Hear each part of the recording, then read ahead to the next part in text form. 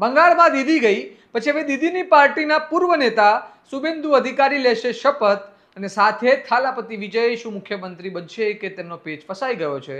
આ સવાલોનો જવાબ મળી ગયો છે, કારણ કે આજે બંગાળ અને તમિલનાડુ બંને રાજ્યોના મુખ્યમંત્રી ચહેરાઓ મળી ગયા છે અને હવે બંને રાજ્યોની જનતાના આપેલા જનાધાર બાદ તેમના ભવિષ્યના ઘડતર માટેના પગલાં આવતીકાલથી મંડાવા જઈ રહ્યા છે. આવો વિગતે વાત કરીએ બંને મુખ્યમંત્રી ચહેરા વિશે અને કઈ રીતે થયો ખેલ તમિલનાડુમાં, તેના વિશે આ અહેવાલમાં. નમસ્કાર, હું ચિરાગ વર્ષાબેન, આપ જોઈ રહ્યા છો સ્વમાન.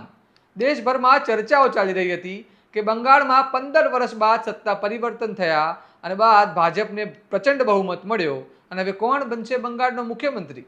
આ મામલે બંગાળમાં કેટલાક ચહેરાઓ પર વિચાર ચાલી રહ્યા હતા, 4 નામો પર ચર્ચા ચાલી રહી હતી. પરંતુ આજે દેશના ગૃહમંત્રી અને ભાજપના ચાણક્ય કહેવાતા અમિત શાહે બંગાળમાં જઈને તૃણમૂલ કોંગ્રેસથી ભાજપમાં આવેલા શુભેન્દુ અધિકારી, જો બંગાળનું ખૂબ જાણીતું નામ છે અને બંગાળમાં ભાજપની વિજય પાછળ તેમનું યોગદાન છે, તેમને મુખ્યમંત્રી બનવાની ઘોષણા કરી છે. મમતા બેનર્જીના રાજીનામા ન આપવાના અને ચૂંટણી મામલે કરાયેલા આક્ષેપો બાદ આજે રાજ્યપાલે નિર્ણય લઈ ગઈ વિધાનસભા ભંગ કરી દીધી હતી. એટલે હવે આવતીકાલે કોલકાતાના પ્રખ્યાત બ્રિગેડ ગ્રાઉન્ડમાં શુભેન્દુ અધિકારી બંગાળના ભાજપના પ્રથમ મુખ્યમંત્રી તરીકે શપથ લેશે. મહત્વની વાત તે છે કે અમિત શાહે જાહેરાત કરી છે કે પશ્ચિમ બંગાળમાં કોઈ નાયબ મુખ્યમંત્રી નથી બનવાના. તે ખૂબ ચોંકાવનારી બાબત ગણવામાં આવી રહી છે, કારણ કે ભાજપની અન્ય રાજ્યોની સરકારમાં આ પદ આપવામાં આવે છે. બીજી વાત થાલાપતિ વિજય વિશે. થાલાપતિ વિજય મુખ્યમંત્રી બનશે કે નહીં તે સવાલ પણ તમિલનાડુ માટે ઊભો હતો, કારણ કે ચૂંટણીમાં વિજયની ટીવીકેને 108 બેઠકો સાથે સિંગલ લાર્જેસ્ટ પાર્ટી બની હતી, પરંતુ બહુમત 118 બેઠકનો હતો.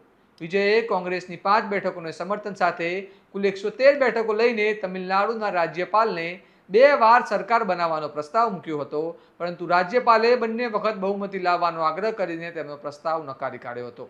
વિજય અસમંજસમાં હતો કે હવે શું કરીશું, અને પછી વિજયે સામ્યવાદી પાર્ટીઓ સીપીઆઈ અને સીપીએમની બેઠકોની માંગણી કરી અને સીપીઆઈ અને સીપીએમએ 4 બેઠકો અને વીસીકેની 2 બેઠકો અને કોંગ્રેસની 5 બેઠકો સાથે વિજય પાસે હવે કુલ 118 બેઠકો સાથે તેમને રાજ્યપાલને એમનો પ્રસ્તાવ મૂક્યો છે. અને તમિલનાડુને હવે મળશે નવા મુખ્યમંત્રી, અને આમ કહીએ તો હવે નવા સુપરસ્ટાર મુખ્યમંત્રી મળવા તમિલનાડુને જઈ રહ્યા છે. આવતીકાલે એટલે કે આવતીકાલે 11 વાગે વિજય તમિલનાડુના મુખ્યમંત્રી તરીકે શપથ લેવાના છે. તો આ હતો બંને રાજ્યોમાં થયેલો ખેલ. હવે તમે વિચારો કે આ રીતે બંને રાજ્યોમાં થયેલી ઉથલપાથલ બાદ આખરે બંને નામો જાહેર થઈ ગયા છે.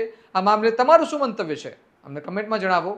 અને આ પ્રકારના વિશ્લેષણાત્મક સમાચાર માટે તમારા સ્વમાનને લાઇક, શેર અને સબસ્ક્રાઇબ કરવાનું ભૂલતા નહીં. નમસ્કાર.